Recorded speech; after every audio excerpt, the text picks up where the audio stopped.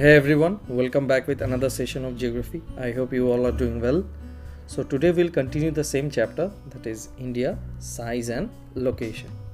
Now, last day we have already discussed about the location and size of India. So today we'll start the proceedings with India and the world. Now children, if we see the Indian landmass has a central location between the East and the West Asia. Now as you can see the picture here, so I have already marked it. Okay, you can see the map of India. It has a central location between the East Asia and the West Asia. Now India is a southward extension of the Asian continent. Now if we see the whole Asia, India has got a bit southward extension. So because of all this, the trans-Indian Ocean routes which connect the countries of Europe in the west and the countries of East Asia provide a strategic central location to India.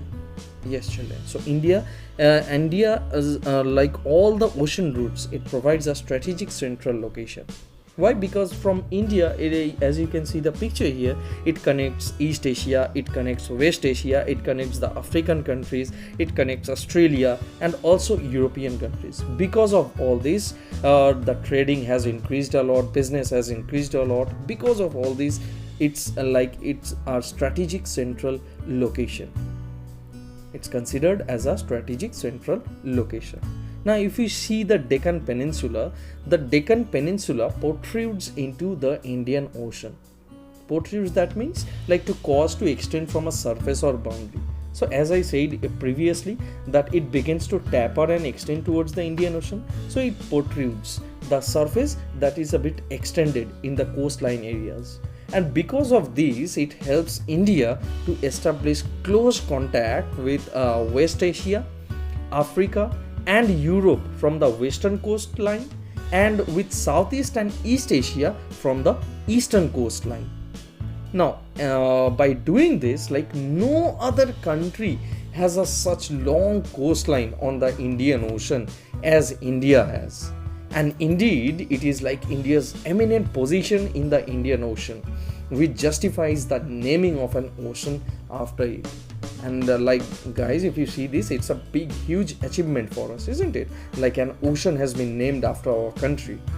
So it has got a strategic central location and like the connection to all the countries and to all the continents. It's really a huge one.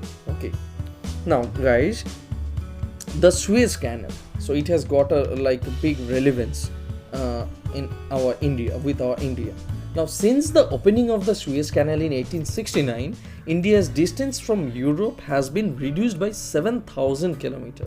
Now, before the opening of the Suez Canal, as you can see the picture, the distance from India to Europe via ships, so it was around 12,300 miles. So that's around 19,800 kilometers.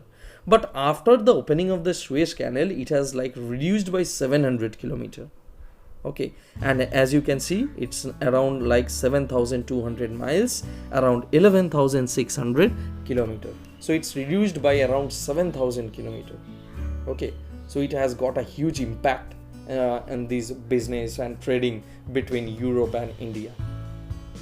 Alright, now as we have seen all these things, along with all these guys, the India's contacts with the world have continued through ages, not now but through ages. But her relationships through the land routes are much older than her maritime contacts. Maritime contacts, that's like contact through the water and all these coastal contacts that you can call it. Okay, now the various passes across the mountains in the north, they have provided passages to the ancient travelers, while the oceans restricted such interaction for a long time.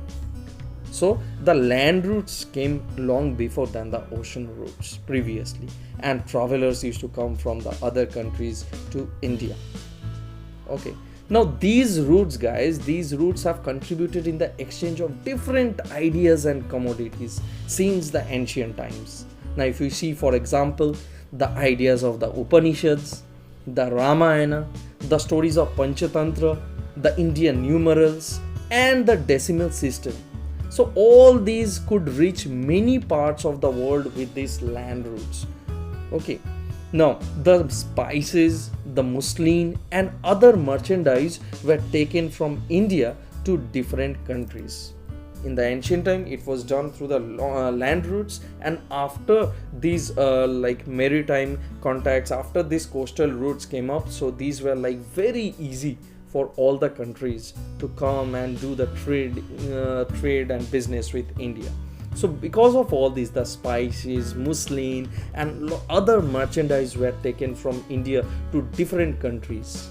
Now on the other hand, guys, along with all these things that we have, the what do you say, the influence of the Greek sculptures and the architectural styles of dome and minarets from West Asia can be seen in different parts of our country. So now all these like throw light that yes, people from the other parts, people from the Western Asia came and did all these they have built all these temples and stupas. Okay, all these architectural styles that we have it in our country, this resemblance gives us throw light that the people from architectures from the Western Asia came and built all these things. These are the living examples of all this. Okay, so that's all we have in this session. I hope you have enjoyed it. So in the next session we will discuss about the India's neighboring countries and all. So until the next time, bye bye.